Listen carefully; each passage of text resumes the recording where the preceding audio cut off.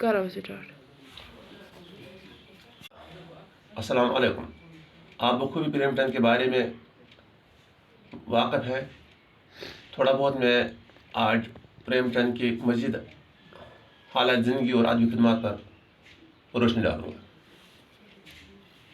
منشی پریم چند کے حالات زندگی اور ادبی خدمات پر مفصل ایک نوٹ لکھیے۔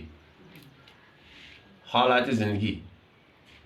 منشی پریم چند کا اصلی نام دنپت رائے ہے، لیکن وہ پریم چند کے لقب سے مشہور ہوئے۔ آپ کے والد کا نام منشی عجائب لال تھا۔ وہ ڈاک کے محکمے میں ملازم تھے۔ پریم چند 1880 میں بنارس یو پی میں پیدا ہوئے۔ یو پی اتر پردیش کو کہتے ہیں۔ جب پریم چند کی عمر صرف 8 سال کی تھی تو اس کی والدہ کا انتقال ہوتا ہے، یعنی اس کی والدہ مر جاتی ہے جب پریم چند کی عمر 8 سال ہوتی ہے۔ اب اس کی دادی اس کی پرورش کرتی تھی، لیکن بہت جلد اس کا بھی انتقال ہوتا ہے۔ پریم چند کی عمر 15 سال ہو جاتی ہے اور وہ 9ویں جماعت میں پڑھتا تھا تو اس کے باپ نے دوسری شادی کی۔ کچھ دنوں کے بعد ہی ان کے والد کا بھی انتقال ہو جاتا ہے۔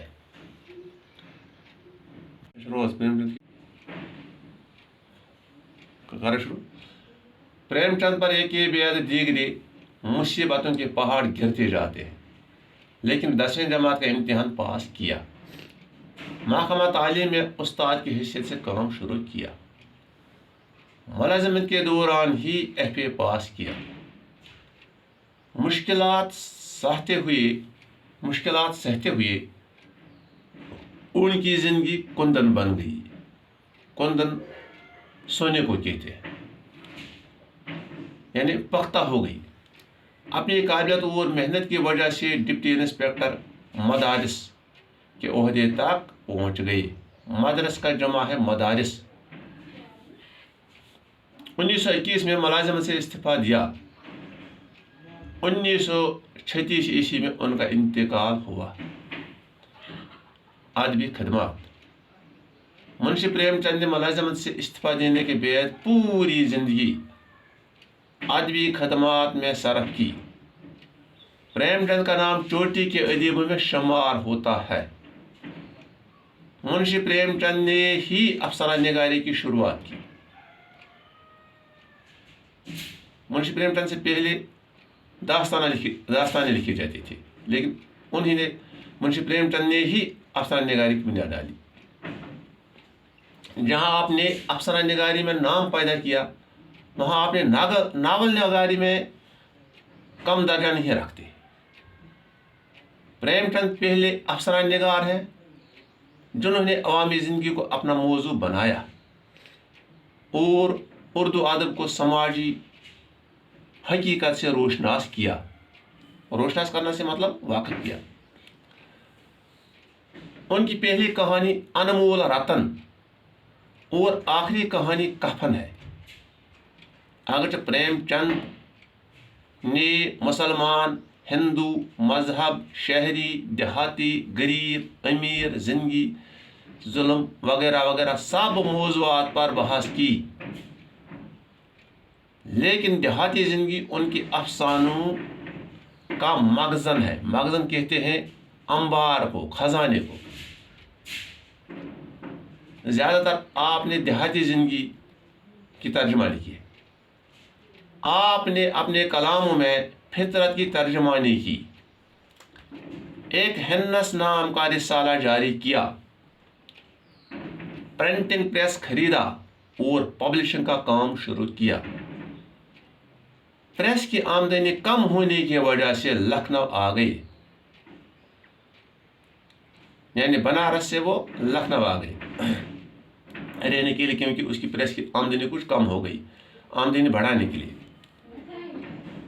بعد میں ممبئی چلے گئے جہاں فلمی کہانیاں بناتے رہے، لیکن جلدی واپس آ گئے۔ آپ کا کلام پڑھ کر قاری مست ہو جاتے ہیں، یعنی پڑھنے والے، قاری کہتے ہیں پڑھنے والے کو۔